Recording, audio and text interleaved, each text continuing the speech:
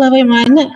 We'll give people a few moments to join. Welcome to our webinar today, the long and short of it, long duration energy storage for Europe's future. Thank you to the European Association for Storage of Energy, and my name is Larissa Fair. I'm representing the Long Duration Energy Storage Council.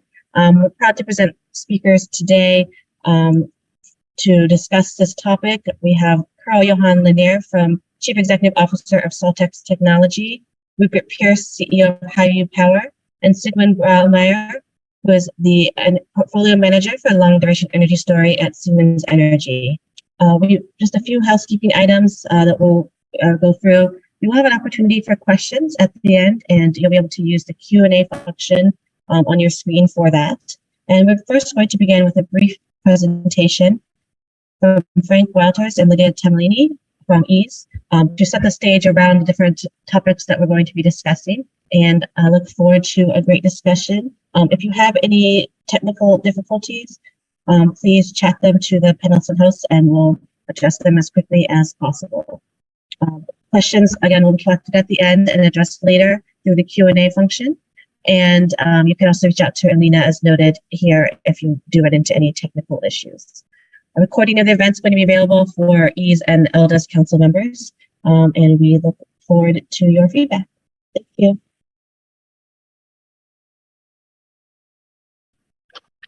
Yes, thanks, Larissa. My name is Frank Wouters. I'm co-president of the Long Duration Energy Storage Council, which is a global platform that looks at storage options beyond the typical short-term option that can be provided by electrochemical batteries. It was launched at COP26, and it's a growing group of companies and institutions that basically supports three core functions of the council. One is we're a platform for people to come together and advance knowledge. We're a source of knowledge, but we're also the voice of the sector, and we try to create more awareness of the feasibility and flexibility needs that long duration energy storage can actually provide in the energy transition. I would like to share a few slides with you. If you can basically start the presentation. Thanks. Next slide. The energy transition is often defined by 3Ds, decarbonization, decentralization, digitization, sometimes even the fourth D of democratization. But there is a couple of E's in the energy transition that are equally important and are actually becoming more prominent. One of them is energy security, affordability. So it has to be something that society can support, but also an important aspect of the energy transition is actually electrification. So currently, electricity as a share of final energy consumption is around 20%, and 80% are molecules. That is natural gas for heating, that is gasoline and diesel for transportation, it is coal for power generation, and a large chunk of that will have to be replaced by electricity, and that is something that we know how to do. We've seen the emergence of clean energy in the electricity space. Solar and wind are now in most locations on the planet the most cost-effective way to produce a kilowatt hour. But we need to expand electricity into other sectors. We see more EVs. We see replacement of gas-fired compressors with electric compressors and all of those things. But we also know then that electricity system has to function. It's already stretched right now in this energy transition. Now increasing the electricity footprint overall has an entirely different set of requirements that we have right now. And this is where storage comes in. This, for example, this picture shows some of those elements that are part of that transition that we also need to replace. Imports is particularly relevant, of course, in Europe right now. Next. So if we are pivoting away from, basically dispatchable source of electricity that we're currently having by, fossil fuel run power plants and even hydropower, which you can switch on and off, to something that has more of a must-run nature, such as solar and wind, because you've made the investments in the beginning, the running cost, the marginal cost, if you will, are zero. So it doesn't make a lot of sense to not use that electricity because you've already paid for it. So then the question is, how do you gonna make that system work? Because of course, at night the sun never shines. At least I've never seen that. The wind doesn't blow all the time. So we need flexibility options in that system, and that is an increasing need because electricity is going to increase, and we're pivoting away from dispatchable power. So flexibility is an absolute crucial element of the way forward. Next. And there is a lot of solutions for that, and later on you'll see some of them very innovative solutions that go beyond what we know right now and what we're seeing in the market. There's mechanical solutions, there's thermal storage solutions, chemical, of course, batteries, but also electrochemical, etc. All of these solutions have various technologies and various degrees of market readiness today. Next. By the way, this presentation will be made available, so don't panic if you can't read all the letters on the slides.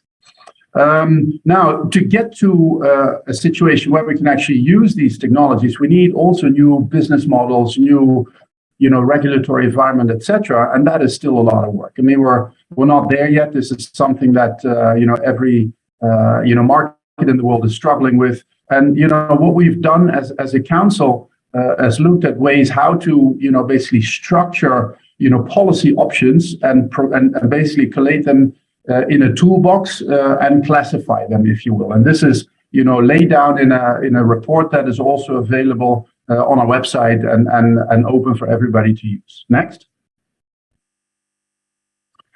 And that is not a static situation. I mean, basically those policy elements, they shift over time with increasing market readiness, with evolvement of the market, but it also depends, on the project scale, how certain solutions are perceived, what kind of policy support is necessary, and we can also look at the impact. And then if you structure that according to the three phases that we're currently looking at, there's a market creation phase. A lot of these technologies, we'll see some of them later, are relatively new. They need specific support until 2025, and this is a random number, but it's something that is tangible and short term. But then after that, we will see a period of market growth until 2030, and then many technologies can actually get into a level of maturity, and all of that needs different approaches. Next. There is also various experience in the past. We know how we've done the introduction of renewable electricity generation, etc. There's some good and there's some bad. There's some changing, and all of those things. Those experiences, of course, they feed into the knowledge base that we already have. So it may be new for storage, but we can, of course, step into the experience that we've made in the last couple of decades. Next. And these are some of the the considerations that we used when we looked at what is a useful toolbox. So basically, the basic audience of the toolbox are policymakers. So this is regulators, this is members of parliament, people that have to think about, okay, this is an energy system that we want. It's clean. It's different from what we have right now. We need storage. Now, what is useful in my specific situation? And then we've come up with a structured framework that looks at long-term market signals and revenue mechanisms that enable investment to be made. And then you can look at direct technology support and enabling measures to make all of this work. Again, we don't have to go into every detail, but it's all there. Next. And we then came up with, let's say, a qualitative assessment framework, because, this is a toolbox. The question is, how do you get to an assessment of what makes sense, if I'm, let's say, a regulator in a province in a large country. And we've basically structured that, across three metrics. One, the long-term effectiveness of a specific tool. The viability enhancement. So what is the effect? How does this help, storage tech into the market? But also the ease of implementation is an important aspect. You can think of something extremely, complex, it would be difficult, to implement. It might lead to failure, even though in principle it looks fine. Next. And this is, this is sort of like the result. So we've made an analysis of, all the different tools that are provided in the toolbox, and then, an assessment of, along the metrics that I just described, how useful, how, effective is this kind of tool for my specific situation. So it's basically a framework to across the board that is hopefully helpful for decision makers in this space. And that's it. Again, the toolbox is available. It's it was done by us with the help of McKinsey. Many members supported it and have provided input, and I think it's a really useful tool. Thank you.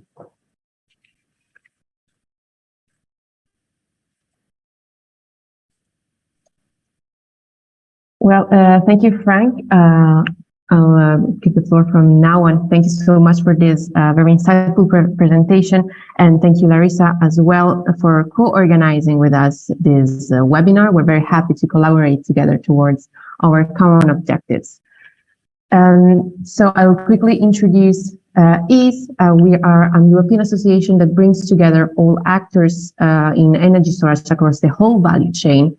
And we cover all technologies and application. I'm Lidia Tamerlini. I work in the EASE policy team, and I'm happy today to walk you through, very quickly walk you through the targets that we assessed as needs for 2030 and 2050. So I'll try to give a bit of a background with the next slide of what the energy transition means in the European Union right now. So the path to starting from the centralized dispatchable generation model towards decentralized variable generation models is being followed through targets, renewable energy targets. I'm happy to say that as of yesterday, the European Parliament voted on and approved a 45% renewable energy targets as proposed by the REPowerEU framework. So that will mean 45% renewables as a final energy use. This means 70% of electricity will need to be renewable by 2030. This is going to be a huge achievement and, of course, a huge challenge. This means tripling our renewable capacity as of today. And I want to repeat myself on what Patrick and Frank already said. Why do we need energy storage to cover all this renewable capacity that we will have? And I will show you in the next slide what is the difference between what we are doing, what we have done until now, and what we will need. So what has been happening until now, as we have been deployed historically roughly 1 gigawatt per year. This is clearly not enough to reach our renewable goals for a number of reasons. We are failing to integrate sufficient renewables, we are risking to miss the climate targets, and we do not ensure security of supply. So how far is the difference with what we're going to need by 2030? As you can see, we're going to need to install, based on our assessment, roughly 200 gigawatt by 2030, which will mean 14 gigawatt per year starting now. By 2050, this is going to be 600 gigawatt needed. This meant to reach the targets set by European Commission. This storage capacity will ensure that we're actually able to reach these targets and achieve the renewable capacity that is needed to decrease our greenhouse gases emission. So the following question is from our side, what kind of storage do we need? As I mentioned already, we do cover all technologies and applications. So we found that we need certain technologies, certain applications more than others. So in the next slide, I will show you that we need all technologies starting from a certain tipping point. So as you can see here, starting roughly from 60% renewable penetration in the energy mix, we start needing daily and weekly storage, and later on even seasonal storage technologies. This would allow us to minimize curtailment and ensure maximum grid flexibility to ensure maximum penetration of renewables. So I mentioned earlier that 70% will be the renewable capacity needed in the electricity system by 2030 to reach the targets. So what does it mean? Are we already there, or are we very far from needing daily and weekly storage or even seasonal storage? Not really. We need to think in terms of regions, in terms of nodes. In certain regions in Europe, we have already reached the point of touching 60-70% of renewables penetration. Think of the north of Germany, for example. Think of certain regions in Denmark, and very soon probably certain regions in Spain as well will reach that target. So we need this storage capacity deployed fast, and we need a policy framework that allows us to do so. So what are our proposal to reach these goals, to reach the 200 gigawatt targets by 2030? So in the next slide, I will briefly show you our main points.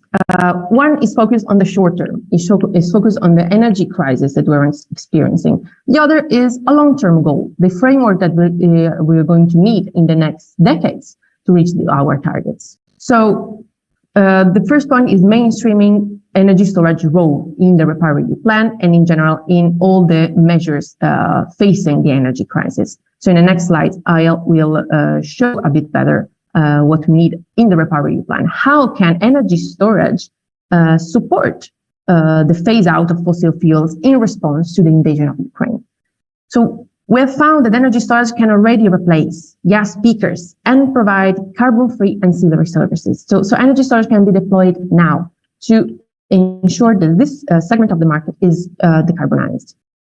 Energy storage, secondly, can ensure that curtailment is minimized. We are right now across Europe wasting renewable electricity that is needed, was needed before, is needed now more than ever, and we cannot afford to waste that much anymore. So we need to deploy immediately the technologies that we have available to make sure that we make the most out of the installed renewable capacity.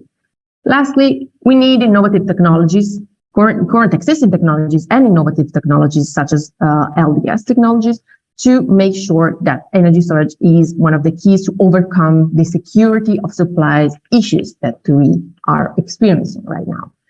And on this, security of supply and prices issue as well is the focus of the next slide. So you probably followed the speech of President von der Leyen on the temporary emergency measures that face this energy crisis. We do believe that storage has a great role to play. And I start by saying that the quite controversial measures of the market revenues caps does not touch storage. So energy storage is not among the inframarginal technologies as defined by the European Commission that will be subject to this cap. In order for it to be available to run and ensure the stable operation of the electricity system throughout the winter, I'm using the European Commission worded. So we're happy to notice that the essential benefits that energy storage can and will bring to the grid are recognized by the Commission. Moreover, on another point, we've seen these emergency measures will probably be approved some mandatory reduction of consumption and energy efficiency measures. These can also be boosted by a large-scale use of energy storage, especially behind the meter. One last point, von der Leyen announced that the state aid temporary framework will be modified and rediscussed again in October to make sure that state guarantees will be able to support households and industries throughout the crisis, which is also quite important in times like that where we need massive scale deployment of newer technologies.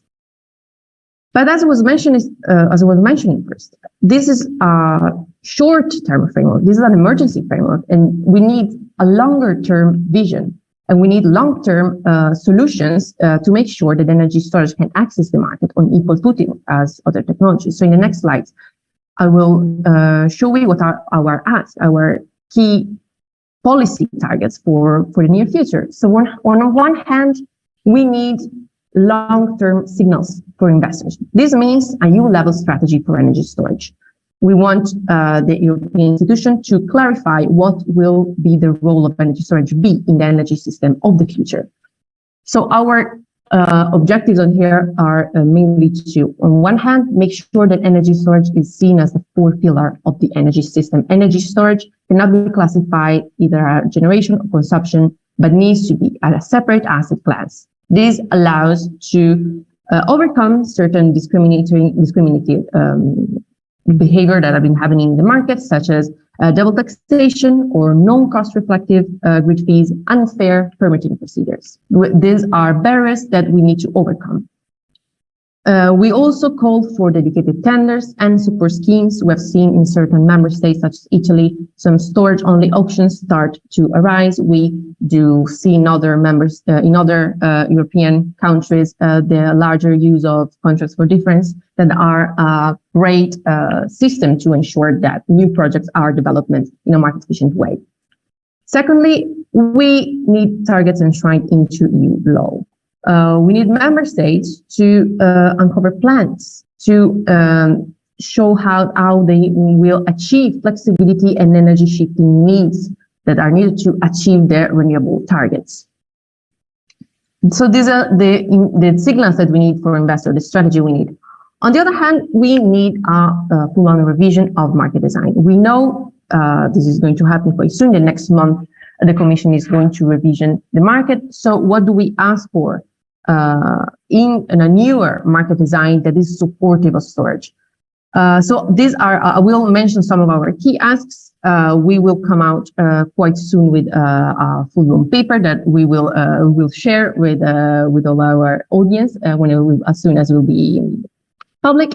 So I will just mention some key political targets that we have, such as low carbon capacity mechanisms, new products for congestion management at TSO DSO level, faster balancing product, inclusion of energy storage in system planning for system operators, and timestamping of electricity to ensure 24/7 renewable energy.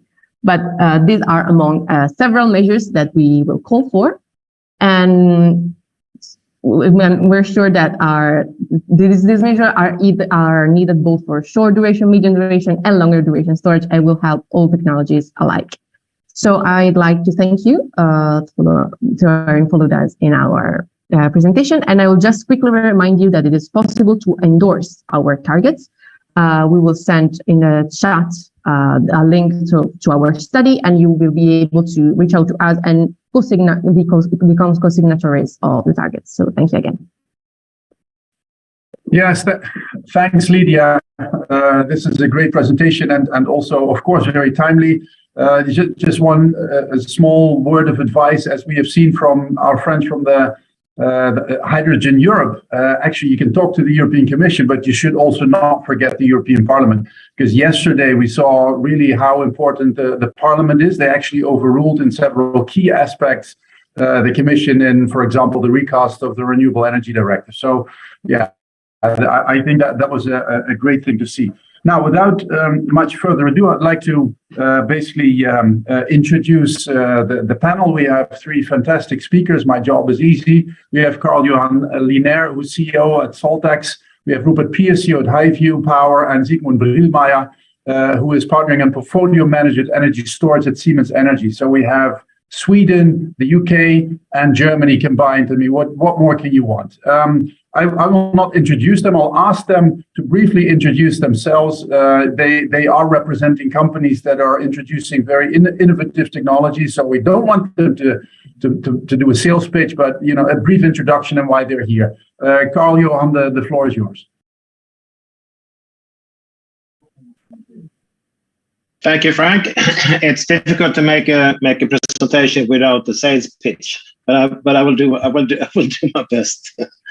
Soltex technology has been on the market for about 5-6 years now, and we are focusing on large scale thermochemical storages in salt, and we have also other material, but we are focusing on a special one that's called nano coated salt. And we have had We are on a TRL level of 7, we believe ourselves. We have built 2 plants, one in Vattenfall Berlin and one in Vattenfall here in Stockholm. So we have test results and so on. So that's where we are at the moment. No, thanks, Carl-Johan. I had the pleasure this summer to see your pilot in Stockholm, and that's truly fascinating. But I urge the viewers to do a deep dive. I mean, it's a different kind of, you can do power to power and power to heat and all of that stuff. That's interesting, but not very usual. Rupert, Highview Power. Hey Frank, thank you very much. So at Highview Power, we're a development stage company. We've been quietly developing our technology with a lot of support from the British government over the last 15 years. We are a mechanical storage outfit. We compress and chill air into its liquid form and store renewable energy in the liquid air, and then heat it up and fire it through a turbine to turn it back into electricity. It's a nice, pretty picture of the kind of plant we're going to build in the background. Like Carl-Johan, we have built sub-grid scale proof of concepts that are run for over 6.5 years over the last 10 years. And now we're in the final stages of planning and fundraising to build our first example of this at grid scale connected to the grid in Manchester. Our focus is on rolling that out to be operational by the end of 2024. So it's imminent. And that would deliver 200 megawatt, 2.5 gigawatt hours of storage and capacity out. Our geographic focus is the UK, our home market, which we see as very much leaning forward into the energy transition, but also Australia, which has a government that's really getting behind the energy transition, and of course now Europe as well, coming fast on their heels. Thanks, Rupert. And last but certainly not least, Sigmund Brühlmeier. What is Siemens Energy doing in the storage space? Mm-hmm. Thank you very much. Siemens Energy is a very old company and a traditional player in the traditional energy system design. So power plants, grids, everything around that. And we have been active in the energy storage field for about roughly 10 years. So right now we're very active in the field of lithium-ion batteries, where my colleagues are working on. And we have an department working on long-duration energy storage, which not only concludes the components which are part of other systems like compressors, expanders, and everything around that, but also solutions, for example, around compressed air energy storage. And we are also supporting our partners. Some of these partnerships are public already, for example, with Malta, where we're developing the turbo machinery for their solution. And we are very active in that field, and we believe that it plays a very important role in the energy systems of the future. Yeah, thanks, Sigmund. And I'll stay with you for the first question. By the way, to the audience, please use the chat box, because this is your moment where you can share with us any question that you have. Be specific. Also guide me to whom you would like to address this question. But Sigmund, we just heard Ursula von der Leyen's presentation yesterday. I think it was great news for the sector, badly needed given the current crisis. But also, I mean, somewhat linked to obviously the immediate term, the winter 22-23, which is basically now. So, I mean, how realistic is it, for example, in Siemens Energy's space to realize anything that can help with the next coming months, or is that just not possible? The whole power generation business takes some time. So if we are building a power plant, it can take several years to get all the permissions, and then months or even years to build that up, and then it's running for 20 years, 25 years. So if the politicians decide that something happens by 2030, that means it's more or less now in the terms of our customer investments.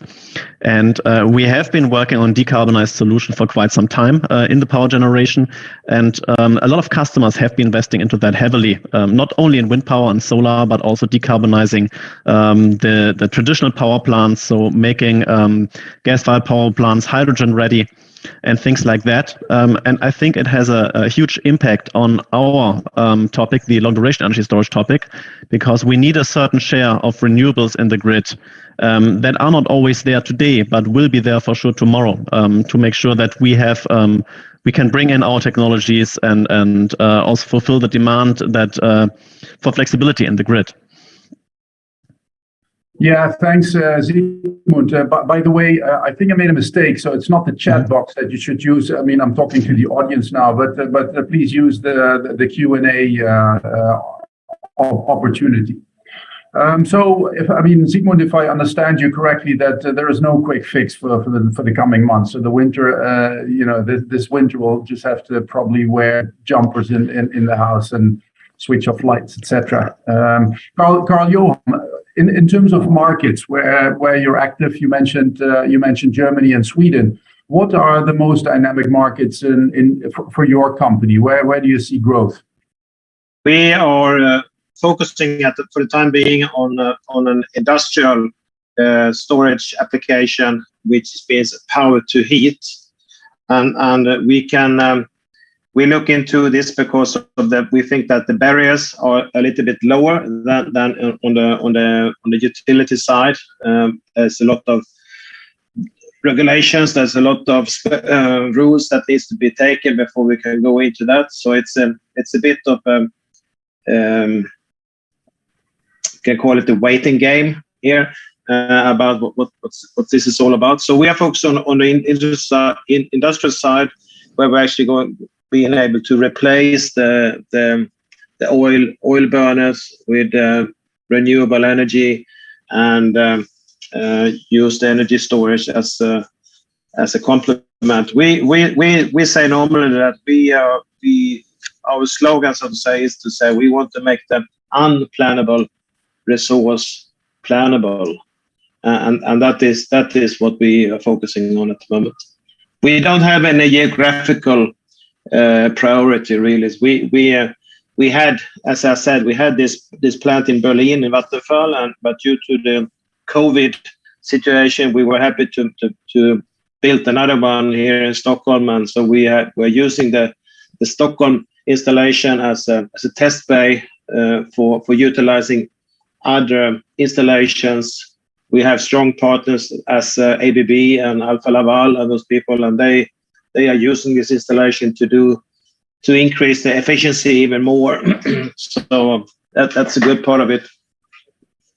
So if I understand you correctly, I mean you want to stay away from the grid, if you will. I mean you'll use the grid, you're part of the grid, but you're basically going and provide a solution at the C&I level. Don't you think that is going to change with the increasing ambitions? I mean we saw that 14 gigawatt hours per year. I think it was instead of 1 gigawatt. That massive increase. Don't you think there is going to be work on regulation that makes it an interesting play? Absolutely. But we have a timeline here, which is a little bit question mark behind it. How quick will it go? I personally don't believe it will go that very quick. I'm sorry to say, but I think that the industrial side is much quicker and making this more as the whole transition is really if you get this renewable thinking under the skin into the companies, into the business model, then they can really they see the uses out of it. But I don't know how many, honestly talking, I don't know how many pre-studies that we have been into. We have been looking into various studies and so on, and yeah. The demand is there, and it's going to be accelerate very, very quickly. I agree with you, but the market is not 100% there yet. Okay, no, that makes sense, but it's also in a way sad that we can't really rely on regulators to be fast enough in this energy transition, and there's a current crisis. Let's get to the UK. Rupert, your new Prime Minister recently announced a new energy price cap that raised the cost of energy for UK consumers by 80% this winter. Can you Can you please explain what this means? What is the implication for energy consumers and how energy storage plays in this? Well, like a lot of countries across Europe, we price on the marginal cost for everybody. So actually, the most expensive type of energy generated in the UK is what drives the pricing for consumers and industry, and that's gas. And as we all know across Europe, we've seen effectively the weaponization of gas as part of the Ukraine conflict, and we've seen incredible pressure on wholesalers and on communities, both industrial and consumer. British government is trying to come in with a massive aid package, effectively to cap the price of electrical power for consumers and to surgically provide support for industry as well. It's just emblematic of the fact that we've got not just an energy transition crisis as it begins to stall, we've also got an energy security crisis as well. In fact, if I was to, 6 months ago, the debate in the UK was all about the energy transition and the fact that it's going to stall unless you introduce storage. Carl Johan talked about that tipping point, so did Lydia. Well, in the UK, we're already through that. 40% of UK electricity generation is renewable today. It'll go through that tipping point of 60% in a couple of years by 2025. So we are the canary in the coal mine for Europe, if you like. And I can tell you it's not pretty. Already with only 11 gigawatts of offshore wind, we are not able to use 3 terawatt hours a year. That's enough to power an entire UK city for an entire year. It's absolutely grotesque. And it's by a factor of 5 times the cheapest energy generated in the UK. So we've got the cheapest, greenest, and most sovereign and secure energy. So from a policy perspective in the UK, you absolutely have to harden the structures, the infrastructures to provide that energy to consumers. And, the great news is storage is right at the heart of that debate, because without storage, the energy transition can't happen. Without storage, you can't make material steps forward in energy security, and you can't liberate the potential of the cheapest energy for Britons, whether they're industrial consumers or retail consumers. So it is, very much driving policy towards supporting us. We're very lucky in the UK. We actually have a very mature market with lots of market mechanisms that we at Highview can use straight out of the gate. So if we can raise funding and build one of the things behind me, actually the revenue line items are there and generate attractive returns. We can generate meaningful EBITDA straight away and generate sort of 20, 25, 30% IRRs on each installation. And in the UK, the number isn't 200 gigawatts that we need by 2030. It's 45 gigawatts, much smaller, obviously, economy than Europe. But we're looking to put £10 billion of investment into the UK economy by building 20 of our power stations in the next 10 years. That's scratching the surface. It's 15% of the need of the UK. So the market here is absolutely enormous. And if we don't deliver into that need, not only will we carry on hemorrhaging wind, actually the grid will become completely unstable as well. Our stability services in the UK have grown 8 times by value to become a £3 billion market today. And we reckon it goes to 8, 9, 10 billion if left unchecked.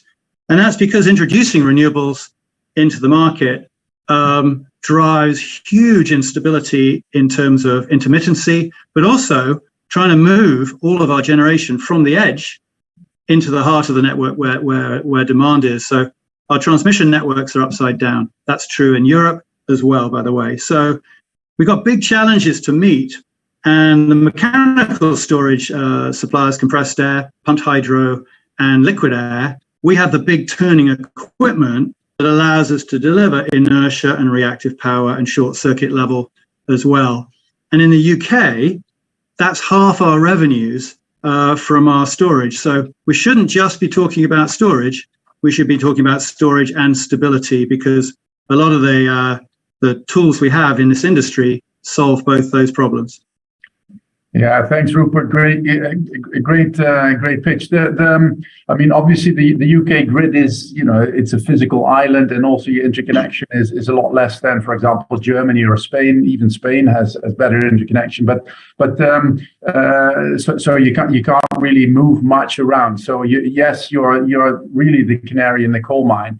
Now, what is slowing you down? I mean, you get a great concept. What would really help you speed up the market, deployment, innovation, all of those things?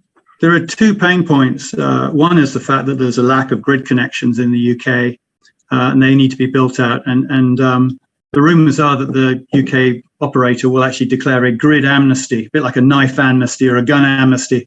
Put your grid connection down and give it back. But, that's a temporary phenomenon. I think the biggest issue is finance, access to finance. These things cost a lot of money to build. They're 40-year assets, 50-year assets. And we have a financial community that love stuff that's been built before and where there are no-risk market mechanisms like PPAs to build into. We then have a venture capital market that likes small amounts of money and big risk. And we're neither of those. This sector sits in the middle. We're all building first of a kind, next of a kind capabilities. We're all leaning in to a journey that will rip cost out and put capabilities into our technology and our iterations of our technology. And yet we need a lot of money, a lot of capital to be dangerous.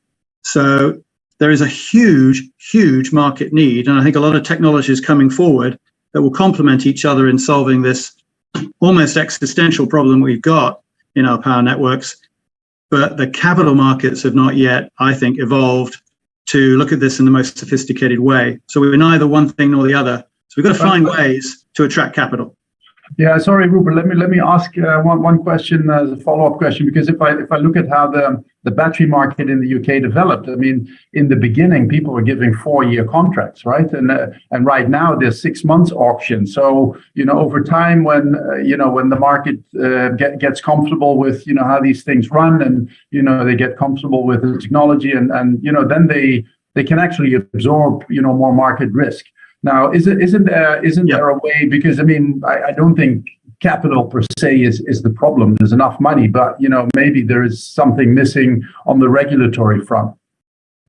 I think I would say less the regulatory front than the market mechanism front. Mm-hmm. And in the UK, Ofgem and BEIS, our industry ministry, is looking actively at those market mechanisms. I think they're looking at two. One is a cap and a floor that allows long-term contracts to be written for 6 to 9 years with a guaranteed floor price and either a hard or a soft cap determining an IRR for your technology. That would be extremely welcome. But even more interesting, we talk a lot about storage in this industry, but actually when we talk about what we mean by storage is the period of time we can actually push power out of the battery or the installation. So it's megawatts and megawatt hours.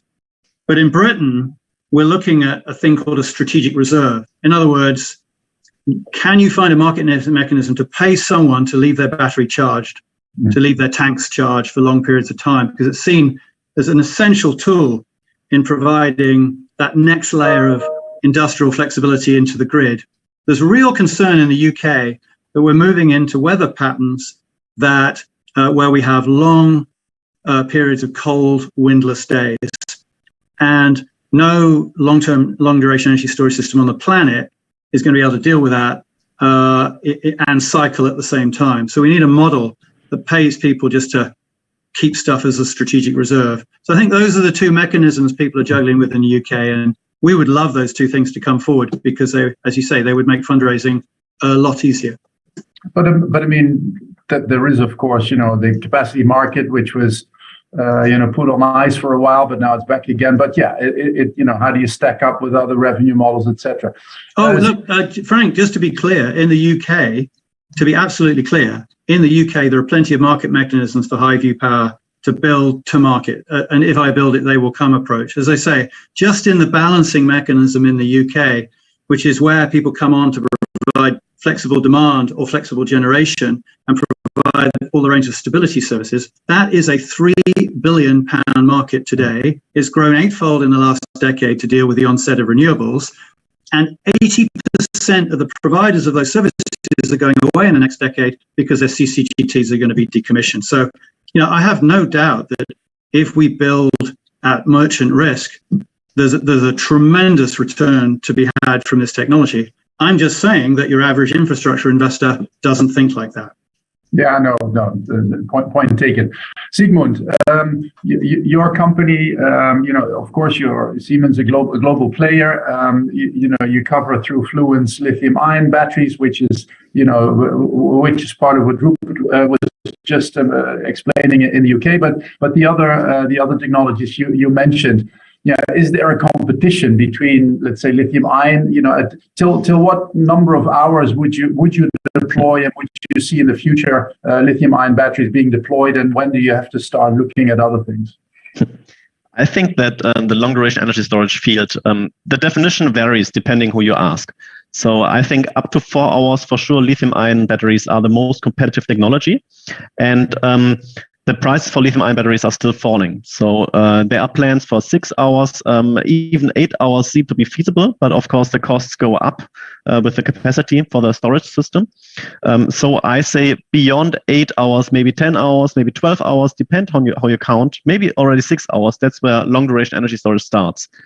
And it depends where the sweet spot are, depends on the price level of the lithium-ion batteries, how fast they are dropping, but also on the eldest technologies, which will also experience a cost out in the next years. And I think nobody can really say where the break-even point is, and also depends on the customer project. But let's say roughly between 6 and 10 hours, that's where long duration starts. And of course, we also have the competition from the other side with hydrogen, which is the one part of the seasonal solution, and also the hydrogen price will have an impact. But there is going to be a huge market for long-duration energy storage, and how huge it will be depends on the prices of all these three technology fields, and how fast the market comes depends on how fast renewables get into the grid and how fast we get over this 60% of renewables.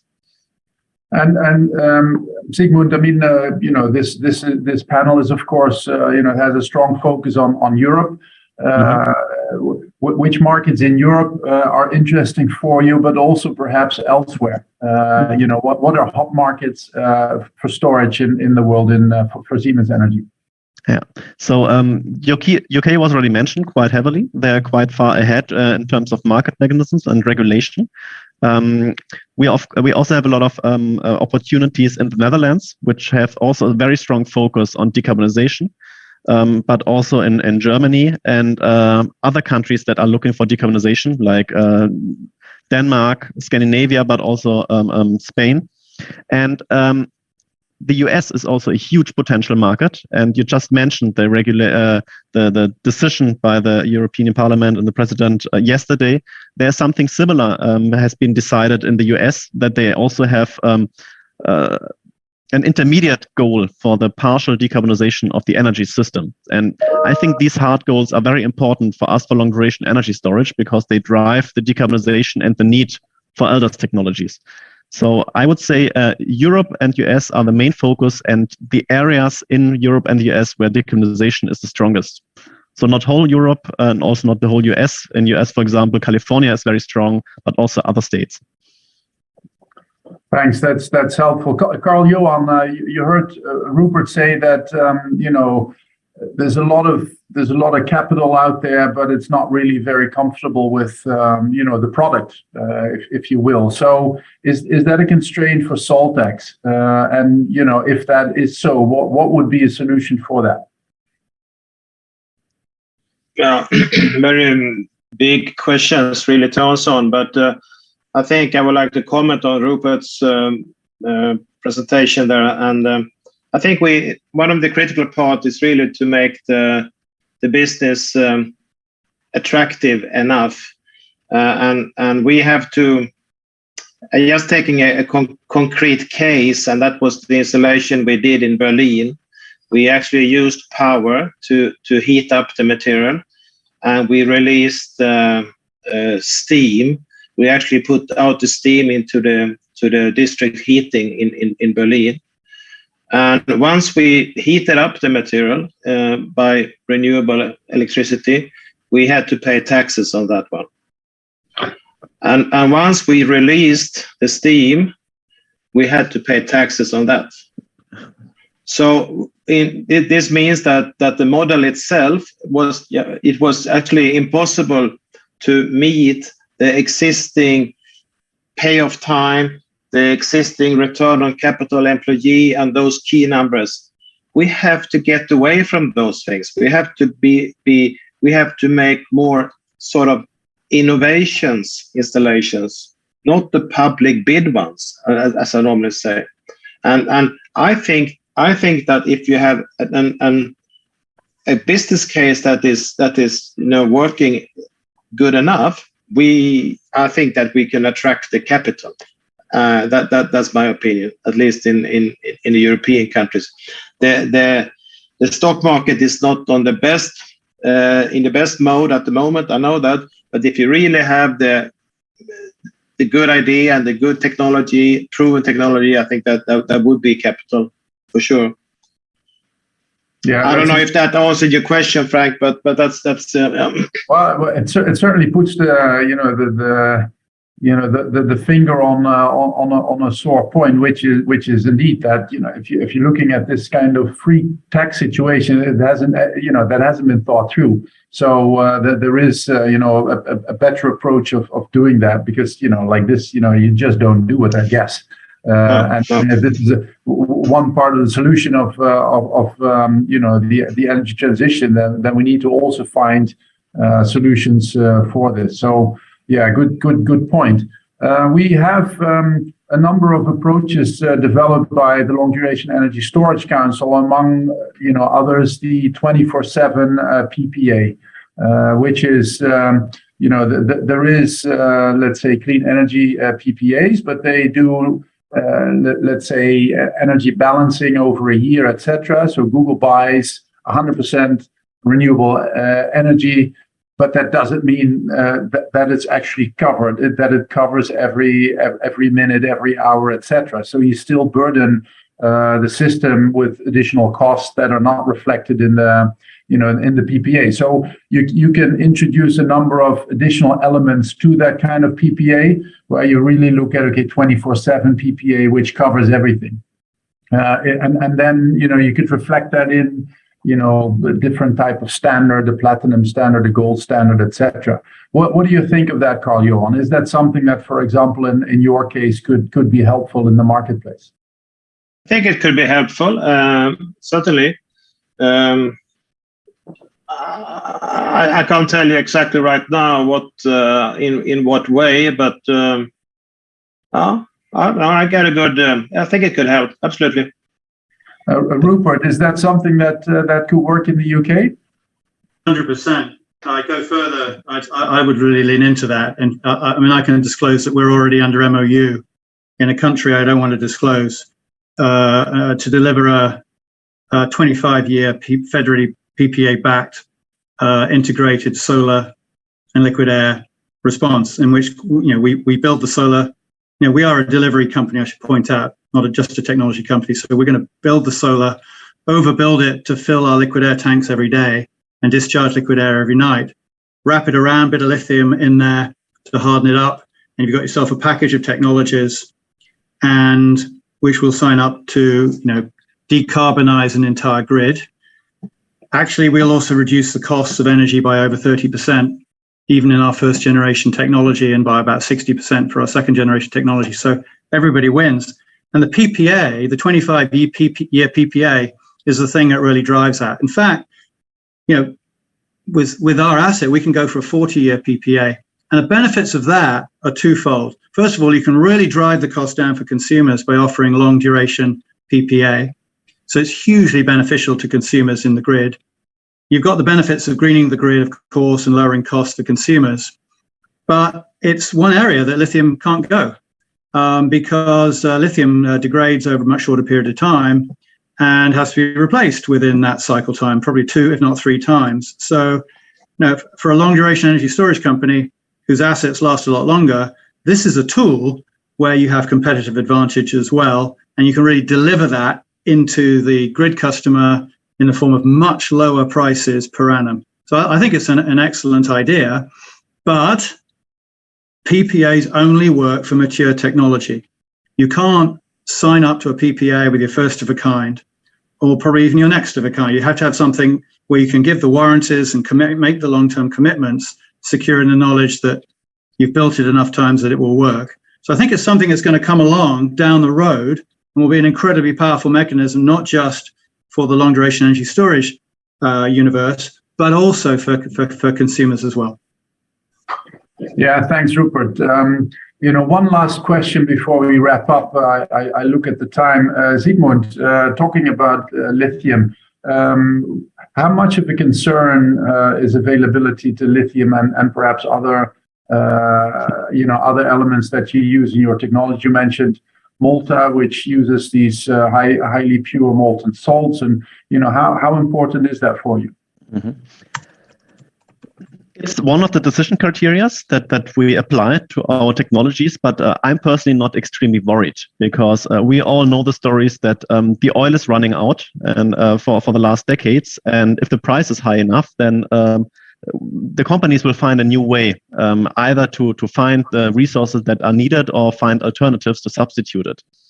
And there are some substitute technologies for lithium-ion out there in development already. A lot of money is flowing in there. We mustn't forget that the stationary energy storage market is only 10% of the lithium-ion storage market. And there are huge numbers of around the electromobility. So there will be a solution. I don't know how it will look like. But we need to have sustainable technologies, and that means not only decarbonized, but also sustainable from a resource perspective.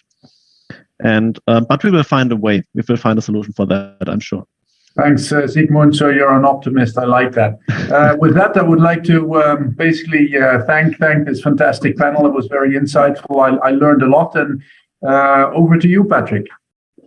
Thank you very much, Frank. I also saw it as a very interesting panel, and the topics which were touched, the presentation, were also showing points which were reflected afterwards in the discussion. So we are good on the way for energy storage to be deployed. We see that there are revenue mechanisms for shorter term storage, many system services like frequency containment reserve and others. But we see that we also need more and more a longer duration storage to complement this in order to have the chance to avoid the curtailment and gas peakers, and to store for weeks and seasons, because if we want to go to decarbonized system, we need to go. It was very interesting to see in the discussion also that we need to look at all different technologies and applications. This was very clear. We saw the discussion that we want to look at industry. There's an industrial approach. There's a good approach. The storage will be a stationary storage, but also we will see how this interacts with the other sectors, like the mobility sector or heating and cooling. We also heard very loud that there is a question about funding and financing and creating trust. And there's absolutely a need, therefore, to have a political will, to show a political will. And this was touched by Lydia, by creating strong targets, by showing that these targets is the will of the Commission of the European Union, of the member states of the European Union, and that therefore the industry, but also the investors see, okay, this market will come because we need to have it if we want to achieve the decarbonization targets. We need to balance it, and therefore these investors will come. It can be coupled, and it would be facilitated if we have long-term revenue tools, long-term revenue contracts for several years, as Rupert mentioned also. And together we will manage to have these technologies rolled out by the trust in the market and by the funding guaranteed with it. But this cannot be done without talking to all the parties. We heard Walter saying before that we have Frank Wouters to say before that we have the Parliament who plays a role, not only the Commission. And it's true, there was a vote in the European Parliament where the Parliament proposes to avoid the additionality principle. So it is said in order to have green hydrogen, you now do not need to have new renewable installed. You can use existing installed renewable to generate your green renewable hydrogen. That's a proposal from the Parliament. We will see if the Commission and the Council takes it up, but it's a first step. So we need to talk to all actors, national actors, but also on the EU level, to all different levels. Basically, we come to these problems also mentioned by Karl-Johan about the fact that you pay double taxes, that you have more costs, that you cannot get this revenues back. And there you see that by having energy storage as an own system, own entity in the energy system, like you have the generation, transport and distribution, consumption, and energy storage as the fourth pillar in the energy system, then you do not have legacy taxation issues. You do not need all the other problems to address them one by one, but you can start from a blank page and really see if it makes sense to tax energy storage twice, or to maybe only once it is consumed, like all the other energy. So you will hear more. You saw also Frank presented very clearly the toolbox, which is proposed with the impact and the evaluation, how good and where these tools are helping. It's a very helpful document which the LDA has made. And you will see that with ease and other players, we're pushing very strongly for the targets, and we hope to have them endorsed on European level in the next time.